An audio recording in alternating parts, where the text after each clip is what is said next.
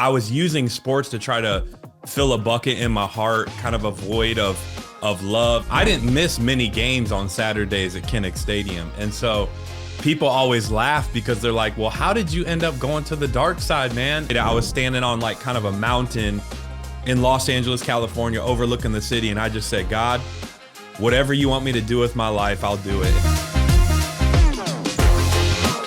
The Leave Your Legacy Show is brought to you by Brave Hearts TV. Brave Hearts TV is dedicated to bringing stories of resilience, courage, and hope to their viewers. Their mission, to inspire, uplift, and empower their audience by highlighting real-life heroes and their journeys. In partnership with Brave Hearts for Kids, you, the viewers, become catalysts for saving the lives of children facing pediatric cancer. You can start by simply downloading their network app on Roku or Amazon Fire TV. Please visit braveheartstv.org. Iowa Sports Supply. Iowa Sports Supply in Cedar Falls, Iowa has all of your school sporting goods and corporate business apparel needs. Anything from jerseys, sports equipment, to online fan apparel stores. Remember to check out their website at iowasports.com or give them a call at 319-268-0125 and ask for Alex. Elevate with Robin. Elevate with Robin is a full-service brand marketing agency that specializes in developing purpose-driven brand identities. Elevate with Robin has the right blend of strategic thinking, creative courage, and commitment to elevate your brand with every interaction. Their mission? To empower brands to rise above their competition by creating powerful brand identities that resonate with their target audience. Visit elevatewithrobin.com. Hello and welcome to the Leave Your Legacy Show. I'm your host, Kenya Murray, and today we have a very special guest, Mike O'Connell Jr., Associate Lead Pastor of Love Church in Omaha, Nebraska. Welcome to the show. Hey, bro, I'm glad to be with you, man. And no, it's true. It's true. It's been so cool. That's the beautiful thing about relationships, right? Yeah. Is because of relationships, you're able to cross paths with amazing people. And it's been fun being in some environments with you over the last couple of years and just getting to know you. Yeah, absolutely. I mean, but, we're going to definitely keep it on you today. We'll talk about some of our friends a little bit later, but you have a very interesting story. And honestly, doing a little bit of research, I did not realize how great an athlete you were growing up in Iowa City. So I want you to tell our listeners a little bit about Mike O'Connell growing up in Iowa City, Iowa. Yeah, so you're right, Iowa City, man. That's where I was born and raised, and I love sports, man. That's really, I tell people this all the time, that it's interesting because my parents divorced when I was 2 years old, and that was a significant moment in my life, and I'm thankful for how they, in the midst of that, difficult circumstance, they came together and really prioritized creating the best experience that they could for my brother and I. But if I'm really honest, divorce is difficult, right? And it creates some voids that you experience. And so for me, at a young age, I realized that, man, I was good at sports and people liked me more because I was good at sports. And so it really became this interesting thing where I really feel like I was using sports to try to fill a bucket in my heart, kind of a void of love. And so, man, I put my whole heart and soul into it. And just had a good career in basketball and football, and had the opportunity to eventually go on and play college football. So sports really, I say this, that was my training ground. I still teach from my experiences in sports, which you understand this. And there's so many life lessons that I learned in my journey of athletics. Yeah, absolutely. I think it really shapes people, not saying that other things that we do when we're younger don't shape us in adulthood, but there's just that, whether self-discipline or motivation or just being in that team-oriented atmosphere. I think sometimes if you are a product of divorce, that can become your second family. And like you said, fill the void. So you go to Iowa State and you play, and I mean, how was that experience? I'm a Hawkeye, and people get mad at me when they're like, oh, you hate Iowa State. I'm like, no, not, I'm from Michigan. So my rival was like Michigan and Michigan State. So you grow up in Iowa City where it's the Hawkeyes, and then all of a sudden you go to Iowa State. So how was your time there? Yeah, it's kind of crazy how that all happened. So I grew up, man, a huge Hawkeye fan. I didn't miss many games on Saturdays at Kinnick Stadium. And so people always laugh because they're like, well, how did you end up going to the dark side, man? And so I always tell people, and I know, you're located in Eastern Iowa, so some of your listeners will understand this, but I actually graduated from Regina High School, so smaller private school in Iowa City, and the academic prestige at that school is pretty high. So for our listeners to just kind of understand how this unfolded, I was a 3.3 student my senior year in high school, but one of the requirements to get in at the University of Iowa is you need to be in the top 50% of your high school graduating class. Well, the cutoff in my class was 3.7. So what's so interesting is even as a B plus average, I wasn't in the top 50% of my high school graduating class. So crazy story, Kenyon. On signing day, I actually made the decision to go to Iowa. But then 2 weeks later, I got notified by the admissions department that I didn't get into school. So here I am. Wow. It's like a month after signing day. I don't know where I'm going to go on to continue my collegiate career. And then Dan McCarney, the head coach at Iowa State, called me and gave me an opportunity, to continue to pursue my dream. So that's how I ended up at Iowa State. And that journey was crazy, man, to be honest, because I made the decision so late in the recruiting process, I wasn't invited to training camp my first year. So I showed up on the first day of classes and had a locker in the visitors' locker room, no name on the back of my jersey on game day. Like, they put me in the corner with a stick and made me do stick squats. Like, bro, somebody say scrub right now. You're driving, you're going on a run, you're listening to this podcast. Here's what I want you to say. Mike O'Connell was a scrub. So that's where I started, man. And it's crazy. Over that 4-year journey, a lot of ups and downs, 3 different head coaches, but ended up becoming a team captain, a 4-year letter winner, ended up earning a scholarship. It was a really cool story, and really a lot of God's grace and a lot of hard work that I think led to, my experience at Iowa State.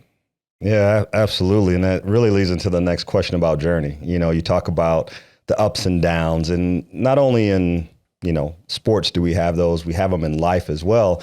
And so my question to you is, when did your faith journey start? Or have you always been someone with this strong faith? Obviously, like you said, your parents divorced, so there's all these different things going on. Has it always been a big part of who you are? Or was there a certain time when you had this moment and you really feel like that's when your faith journey started?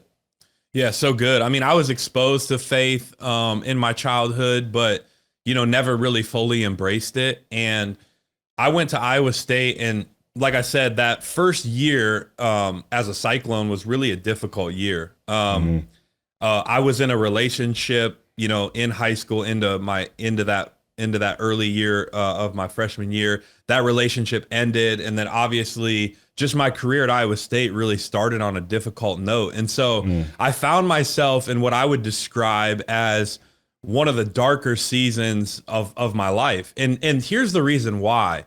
You have to remember how I started this podcast. So much of who I was as an athlete became my identity. And, you have to understand, in high school, I was a 4-year starter on varsity in basketball. I was a 4-year starter on varsity in football. I played varsity baseball as an 8th grader. So I experienced a ton of success, and I was the man. And now all of a sudden, I'm playing Division I athletics, and I'm a scrub, man. Like I'm, and so that was a shot to my identity. And I remember I was standing out at practice one day, and there was a senior on our team who played free safety. He came up and he just tapped me on the shoulder. He said, "Hey man, I go to this Bible study that our team orthopedic surgeon hosts on Wednesday nights. Like, do you want to roll with me?" I was like, "Sure, why not?" I wasn't closed off to faith. I just wasn't really. It just wasn't really a big part of my life in this season. And so I rolled to that Bible study, and it's so interesting how you look at, I talk about, like, there's these divine moments in our life, and it's hard to see when they're actually happening. But when you look at your life in reverse, we can all see just these moments where God's fingerprints were on these certain segments of our life. And this was one of those for me. I walked in and I met a guy by the name of Doc Greenwald. To this day, he's a mentor, and he was our team orthopedic surgeon. And I kept going to that Bible study for that whole year, sort of over that year, I was sort of just kind of discovering and asking questions and trying to find out more. And then fast forward to the following fall. So it's the fall of 2007. I'm sitting in the Hollywood video parking lot with a teammate of mine who was a team captain. He was like 3 years older than me. And we were just having a discussion about faith. And it's so interesting because on that particular night, you know, he shared the gospel with me, which is the good news. And something just resonated in my heart. And I recognized that up to that point in my life, this whole idea of faith and God was more like religion, when really God wanted it to be a relationship. And so I say in 2007, man, that's when really everything shifted for me, and it began my relationship with God that, you know, kind of has me where I am today. Well, it's interesting. You said you were with the teammate, team captain, leader of the football team, and you're having this conversation.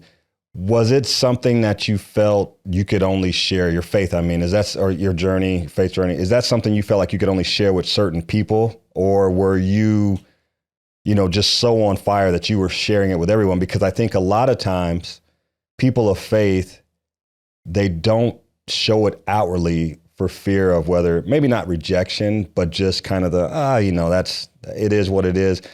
Did you find it that it was easy for you to talk and share your faith with other people? That's such a good question. Yeah. I mean, I think early on, you know, for me, that's been something that it's kind of like, I like equate it to like, you know, a snowball becoming bigger and bigger over time. I think early on in my journey, it was a little bit more difficult for a number of reasons. Number one, I was like, I don't really know all that much, so I don't really know what I'm talking about. And so there was some apprehension. I think early on in my faith journey, I was still concerned about what other people thought of me. But I think the more and more that I've lived life, I just recognize that really our faith isn't like, God didn't call us to be silent. You know, our faith isn't necessarily just supposed to be private, you know? I think about that, you know, there's a scripture that I'm really encouraged by when Jesus says, hey man, like, I'm sending, they call it the Great Commission, you know? And if we're just really honest, I probably wouldn't be walking in faith had the early disciples not actually walked out their faith publicly. So really, I say this, the Great Commission is the great permission. God's already given us permission to share our faith. He says, man, go, let your light shine. You're called to be salt and light. You're called to make a difference. And how can I take something that's transformed my life and not share it with others? And so it's definitely a process. And I'll be honest, even today, serving as a pastor, it's not always easy to open up and share my faith publicly. But I think it's what we're called to. And it's just like anything. It's a muscle. You know, the more and more you step out, the more and more you share it, the more comfortable you get. And the more you just kind of rest in your identity as a son of God. No, I love it, man. I love it. And that's where I feel like I've been in the last 5 or 6 years too, in my journey, where it's not necessarily me quoting scripture. You know, I think that's the one thing, like everybody feels like, okay, I love going to church, but I can't remember anything. You know, it's like, it doesn't matter. Like when you read a verse, when you read it or I read it, it's going to hit you differently than it hits me. We may know the context and what it's referring to, but it's still going to hit us differently. And so I feel like you said, it's just been one of those things where I've probably done more of living a faithful life as opposed to speaking it. But obviously I'm feeling more and more comfortable with that part of my life as well. But you talk about becoming, you know, being your position today. So I'm saying college Mike's probably not thinking, you know what, I'm going to grow up and be a pastor at a church in Omaha. So how did your journey lead you to pastoring? Yeah, it's so crazy, man. I always laugh and joke and say, if somebody would have told me that I'd be doing what I'm doing today, I would have told you you're crazy, crazy. Right. And so here I am. You know, I've had the privilege of serving on staff at a church in Omaha since 2014, so over a decade. And it really all started.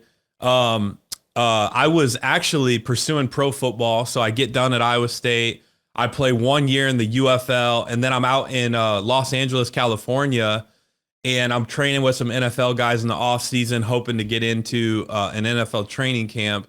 And I just remember I was sort of coming up on a crossroads where it was this really interesting moment in my faith journey where I felt like I had more in the tank when it came to my athletic career, but I also simultaneously felt like God was inviting me to just hang the cleats up, like that he was asking me to make the decision to kind of lay down that pursuit and that dream. And I tell people this, it was in that season where my dream died so that God's dream for my life could live.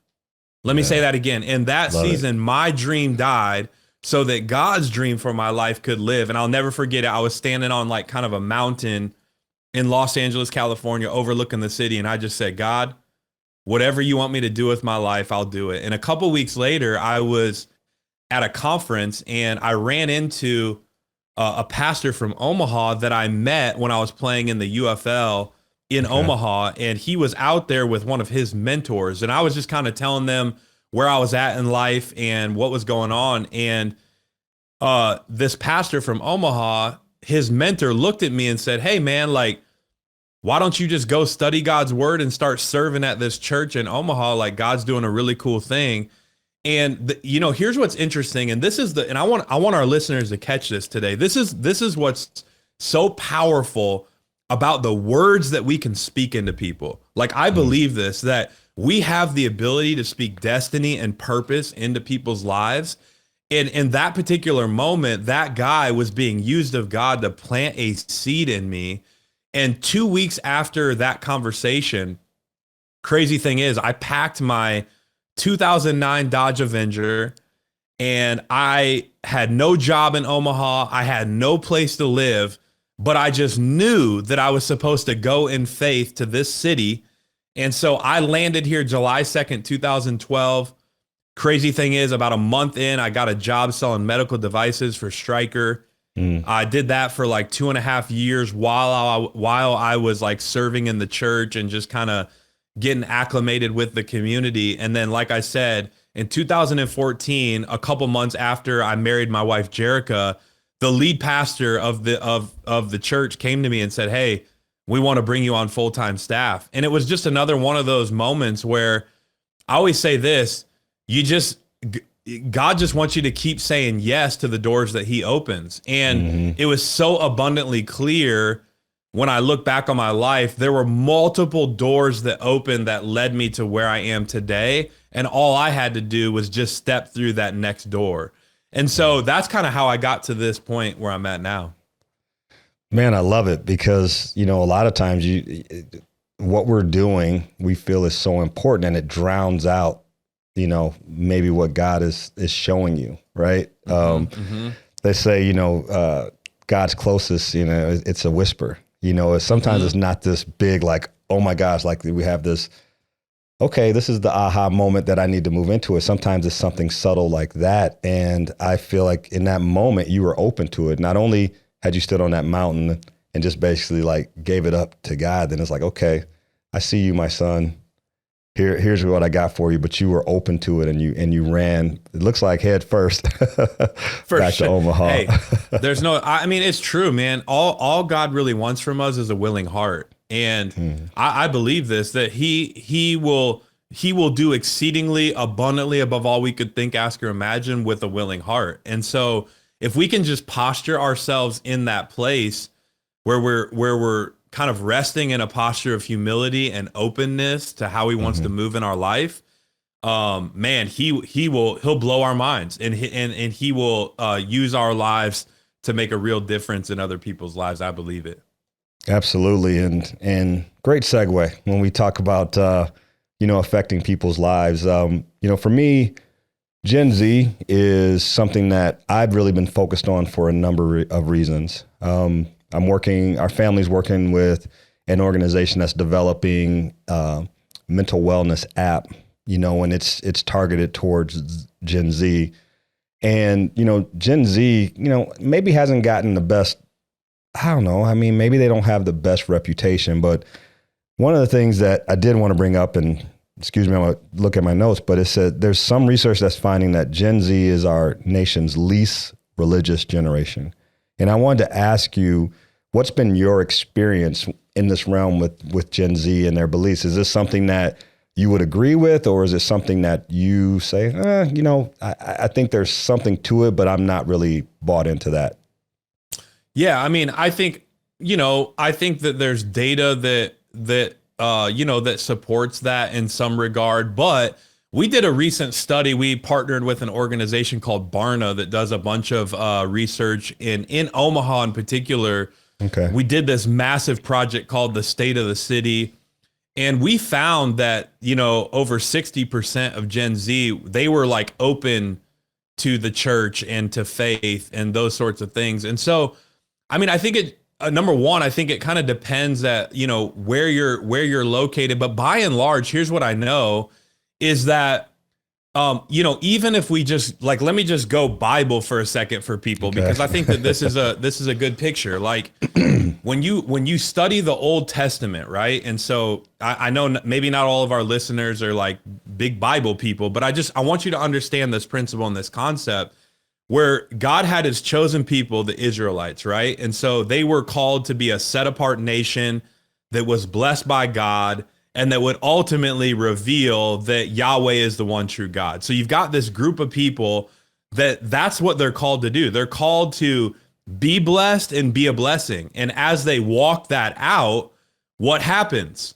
People are drawn to their God. Well, what would happen is when you read the Old Testament, you would see like one generation of people would follow God, but then somehow the next generation would drift. And it was like this cycle throughout the Old Testament where they would draw near to God and then they would move away from him. And then they would draw near to him and then they would move away. And there's a correlation. Whenever one generation would move away from God, it was always because the generation before them failed to pass down the story of God. So this is what I say, and this is like, I want to speak to some of the, the millennials and Gen Xers and even boomers. Like, why would we ever look down on Gen Z? They're just a reflection of you and I. They're a reflection of our leadership in their lives. I say this, that what one generation tolerates, the next generation accepts, and then the next generation embraces. So it goes from accepting to tolerating to embracing something. And the reality is if you didn't make faith an important thing in your family, then why do you think your kids will? And so for me, I just look at it like, okay, so what's the solution? Yeah, I mean, candidly, our church, we're reaching the next generation. It's crazy, man. Like, for example, tomorrow night, we will have a gathering at our church. There'll be over 300 students at this gathering between 6th and 12th grade. And we have over 30 students that are going to be baptized tomorrow night. So wow, I'm seeing a generation that's hungry. And here's what I love about Gen Z. Here's what I love about Gen Z that makes them different, in my opinion, is they are really they're an experienced generation. I say this, they're a missional generation. Like they don't want just head knowledge. They're done with the hypocrisy, people talking about faith and living another way. They actually want to be a part of a movement that's actually making a difference in the earth. And that's what excites me about them is if their hearts get on fire for God, I think Gen Z has the ability to turn this world upside down in the ways that it needs to be. I really believe that. Well, I think you talk about world impact. I mean, Gen Z is a third of the population on the earth. So you're talking about one generation being a third of the total population right now. Yes, there is an opportunity for them to impact not only their home, their city, their country. I mean, they can impact the world. So I definitely see that. But what do you say about some other research that says most of Gen Z or a great part, I think it's about a third of Gen Z is religiously unaffiliated, right? You talk about all this movement, excuse me, same thing for me, experiences. I was raised in a Southern Baptist church, going to church with my grandma every Sunday. I get married. I get baptized Catholic because that's what my wife and my kids are. And then we move into what we call, non-denominational. But what I feel is my non-denominational for me is maybe moving away. What you talked about earlier is the religion. And then I feel that my journey started when I made the commitment to having a closer relationship with God. So is unaffiliated a bad term when it comes to Gen Z, or is it just kind of one of those things that's out there and people want to attach what's going on to something? For sure. It actually is an interesting question and observation. It kind of goes back to what I was alluding to, that I just feel like, because that's my experience too. I grew up, my sort of introduction to faith was in the Catholic Church, went to private Catholic grade school, middle school, high school. So that was my exposure to faith. And then when I had the moment where I began what I call relationship with God, that's when I started down the pathway of non-denominational. So very similar experience. I share a very similar experience to you. And I think that's just, here's what I know is that I think this next generation, the reason why you hear unaffiliated is because they're looking for the real thing. They're looking for the real thing. And sometimes, like what can happen is these different denominations of faith, they create, like they make it about not the main thing. It's like I say this, they're majoring in the minors and they're minoring in the majors. And so I think this generation is just kind of over that and they're after the real thing. And so what a great opportunity that we have as Christ followers, to show them the way, the truth, and the life, man. And that Jesus is who he says he is, and that we can walk in power and authority and love. And that's the other thing is, like, I would also just say that we've got a generation that, is biblically illiterate. And so what happens is, I think people just have a warped version of who God is. They have a wrong version that the culture has introduced them to. And I say this all the time, like, don't say no to God because of the version that you were introduced to. Like, go after getting to know the real God. And so for me, that's why I'm just so big on helping this next generation get to know God one day at a time through their Bibles. Because if you read your scriptures, what you're going to see is that, man, God loves you. He wants relationship with you. And he wants to call you a son and daughter. He wants to pour out blessing on you. He wants to favor you. And so that's who our God is. Our God paid the ultimate penalty, right? Like, he actually left heaven, came to earth, and lived the life that we couldn't, so that we could be restored into right relationship. And man, I'll tell you what, when I found out those sorts of things, I was like, man, that is amazing. Man, I feel like, because I know who God says he is, it just helps me every single day wake up and just continue to build that relationship. No, I love that. And one thing I was thinking about as you're talking about Gen Z and, being mission driven, it took me back to a time where I remember my kids doing it, and I know I did it, was you would tell them something or you'd ask them to do something. They say, why? No, just because I said so. No, they're like, why? And I feel like that's really what Gen Z is too, like you're talking about. They're saying, why do we have to fit into this mode when it comes to our relationship with God or our faith? And they test the boundaries. But once again, are we embracing that change? Are we open to seeing that they want to explore more? Or are we so set in our ways and our thought process that we'll never accept, some of Gen Z's ideas? But, it's a process. Yeah. And can I just say this? I think also we, like, the generation that has come before Gen Z, like, we can't be intimidated by the questions and the dialogue and the conversations that they want to have. For some reason in the faith space, sometimes it truly is a little bit more dogmatic, and people are so closed off, or might I say threatened by questions, by doubters. And like, the question I would ask is why? Like, it's my responsibility to help people get to know what their need is, what their real need is, which is a relationship with God. It's my responsibility to introduce them to the God of the Bible, but it's not like I can change their heart, right? And so I should be open to the doubts and the tough questions. And I think that's what this generation is looking for, is for, people of faith, Christians, to be willing to sit down and have the difficult conversations and be willing to go the journey with them as they're exploring their faith.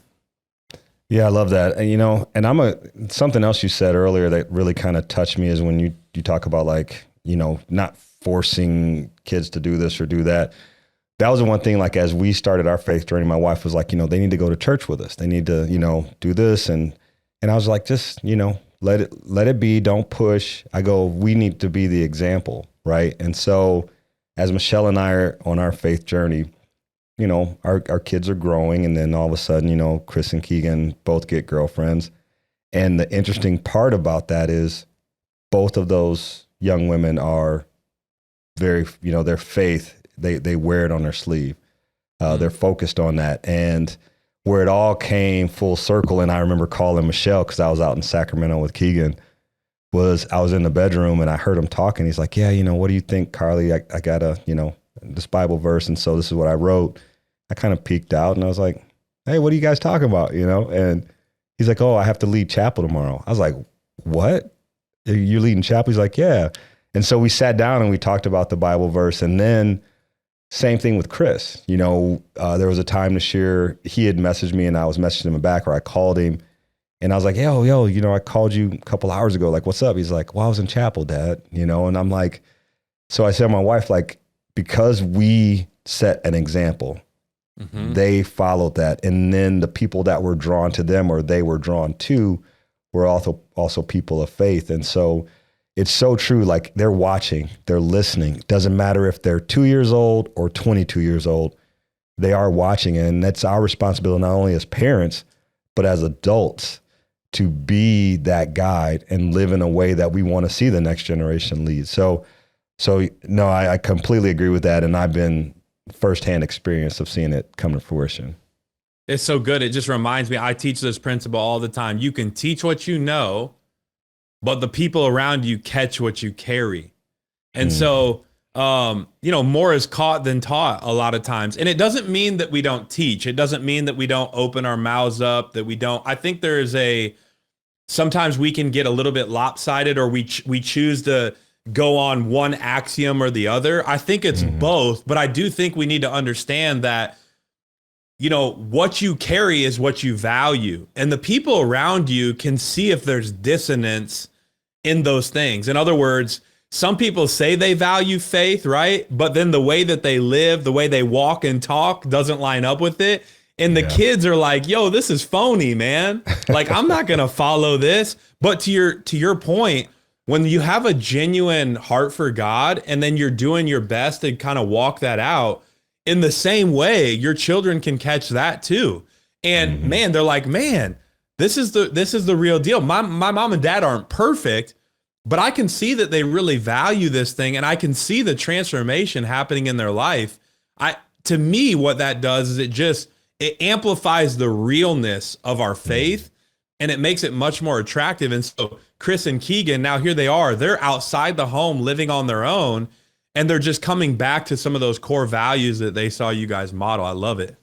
Yeah. No, it definitely warms my heart. Just seeing them grow in that way.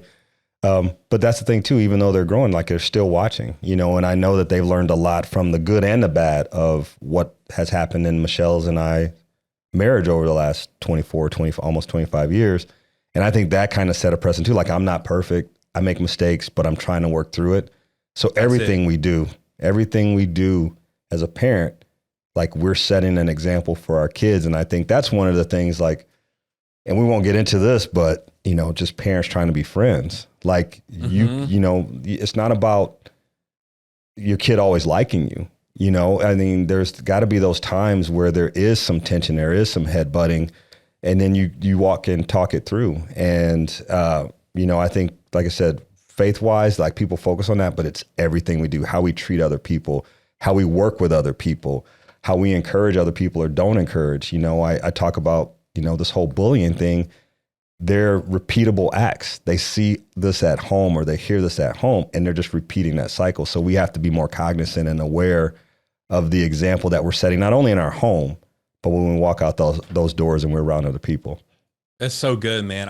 I tell parents this, there's 4 phases of parenting, and I think this could be good for, some of you that right now because it really does. I will say this, this whole conversation we've been having today has been around faith and how does it impact generations and all those sorts of things. I can just tell you this much, that the greatest movement and the greatest healing that we can see in our country and in our world starts in the home. Like, that's where it starts.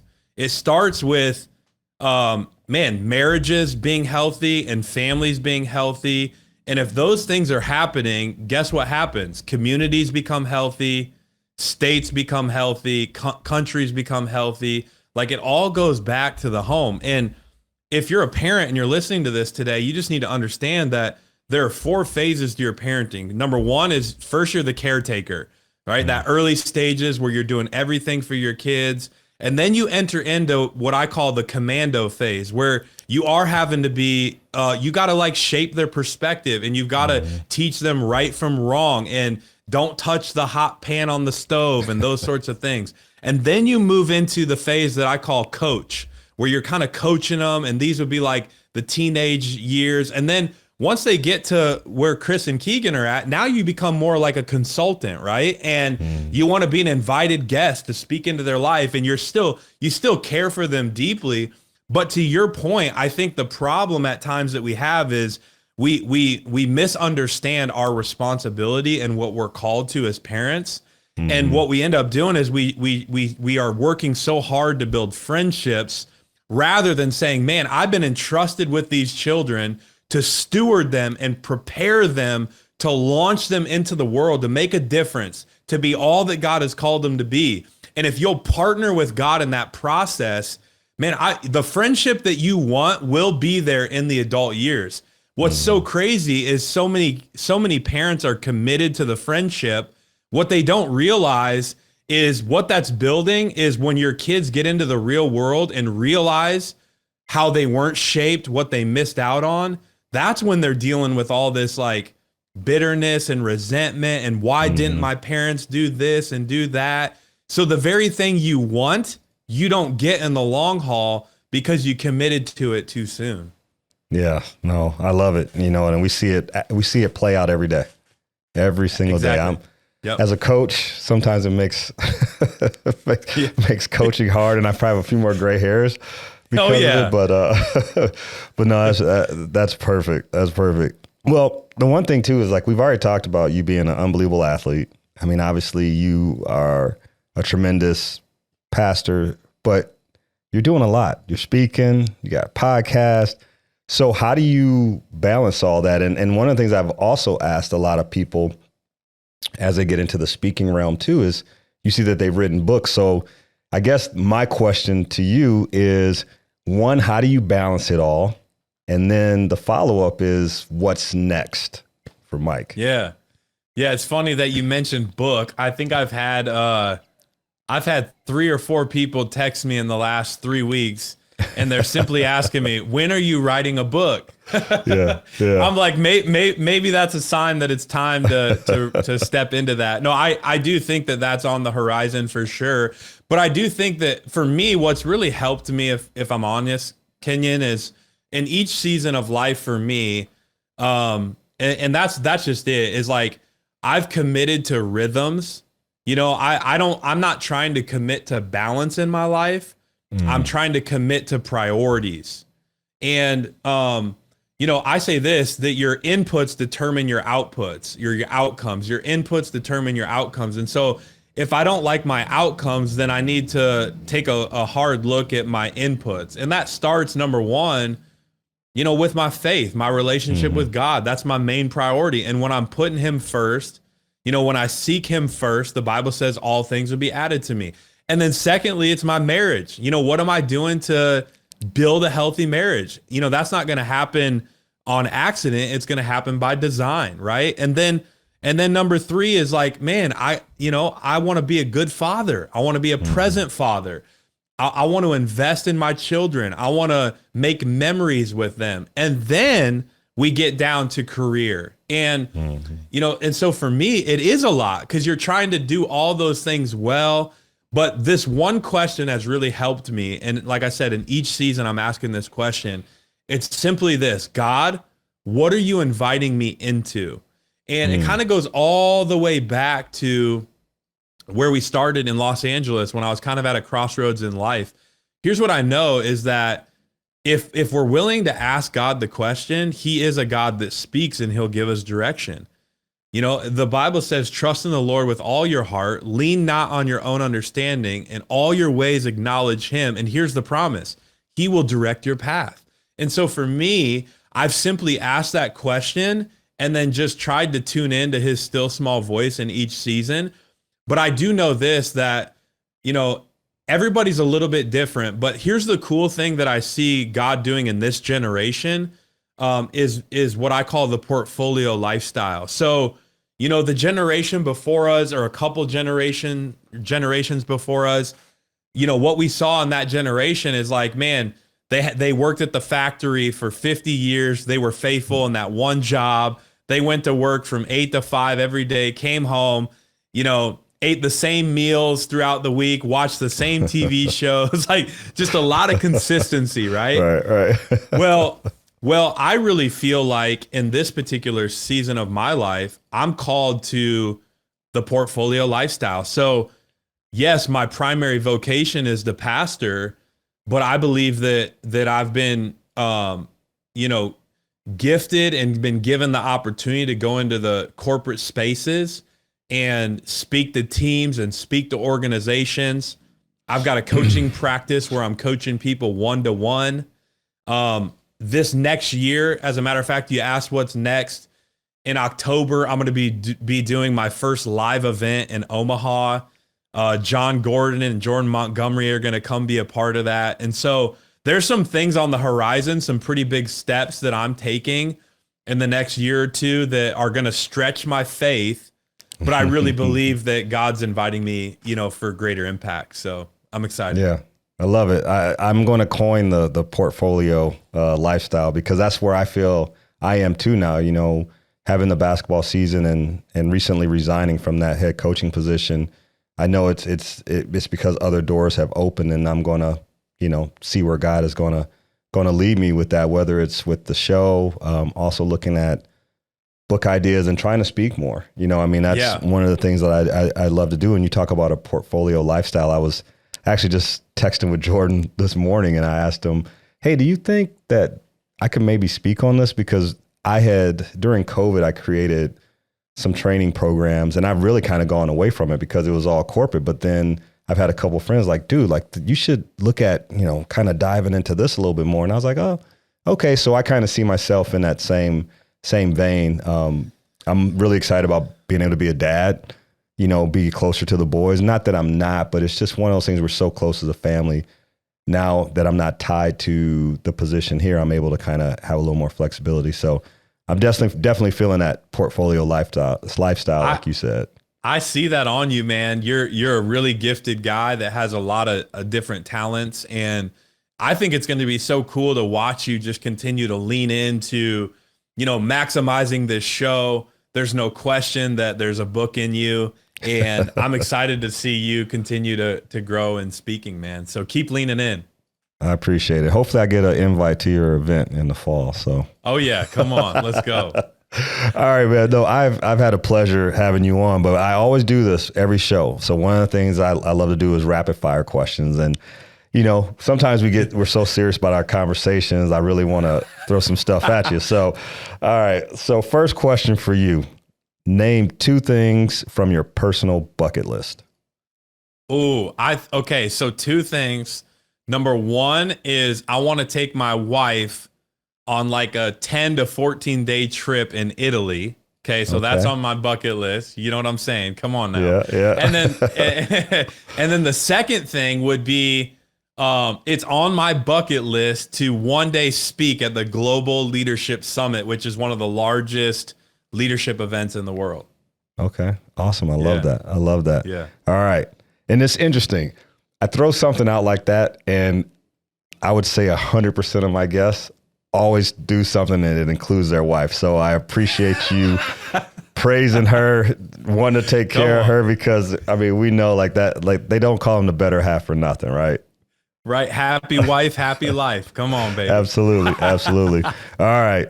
I threw this one at Jordan too. Cookie, cake, or pie. And whichever one you pick, tell me your favorite. Do I get ice cream with it? Yeah, you can pick ice cream. Yeah, okay. Okay. I'm gonna go cake and ice cream, man. Come on. Okay. Let's go. I love it. I love it. What's your favorite cake? Ooh, that's a good question. Probably red velvet, chocolate, or carrot. Okay, seriously, I think we need to stop hanging around each other, because like Jordan said red velvet too, I think, or something like that. Like I've had so many people say red velvet. So that's hilarious, man. I love it. I love it. All right. So this one actually comes from my wife, because my wife asked me this the other night. If you could eat only one thing and drink only one thing for the rest of your life, what would it be? Ooh, there's this. Okay, so I've been drinking these. I think it's called Olipop, and it's like a strawberry flavored drink. It's amazing. Go check it out. And then I would probably say steak. Yeah. Come on. I hear you. I was some good steak. I was pizza and pepperoni, like pepperoni pizza. And I told her it'd probably be, and you know this, it would be from, oh my gosh, I'm having a brain fart right now. Pagliai's. Oh, yes. Pepperoni pizza, Iowa City. Like I could eat that, because that's the one pizza, like all these years, it still tastes the exact same. So love it. Fun fact for all of our listeners. Every time, because my folks still live in Iowa City, so I come back probably 2 to 4 times a year. Every time I am back in town, we get Pagliai's pizza, man. Come on. Love it, dude. It's so good. So good. And I've been on this kick with these Hoist hydration drinks. So like I drink them after my workouts and stuff like that. So I said, if I had Pagliai's pizza and Hoist, I'd be good. You're living the dream, baby. Living the dream. Absolutely. Absolutely. Well, hey, as we wrap up, I always grab a quote that I feel can really, I guess, accent what we've talked about on the show. And this one comes from someone that you and I both know, Pastor Craig Rochelle. And I felt this quote was a great example for changing religious landscape. And it goes, God is not calling us to go to church. He's calling us to be his church. And we talked about that a lot. It doesn't matter what building you in, but wherever we gather, we know that God is in the room. So I love that. I just want to give a huge thanks, Mike, for coming on the show today. It's been awesome. Your words are inspiring, and I'm excited too for you and I, for our relationship to continue to grow. And I know there's a lot that I can learn from you. So I'm definitely looking forward to some things that we're doing together in the future. So I appreciate you, brother. Yeah, thanks for having me, man. This has been a blast and an amazing conversation. Love what you're doing. Keep it up, man. Keep making a difference. Really believe in you and excited to continue to collaborate over the years. And thank you to our audience for tuning in today. I'm your host, Kenyon Murray. Let's keep connecting. This podcast is sponsored by Storyline Multimedia. Storyline is an Iowa City-based media company that specializes in creating high-quality video, photo, and audio production for local businesses. They also work with college athletes and connect local business with NIL opportunities. They also produce a number of hit podcasts, including this one. So if you're interested in sharing the story of your business with the world, contact them today by visiting StorylineMultimedia.com. And remember, your story matters.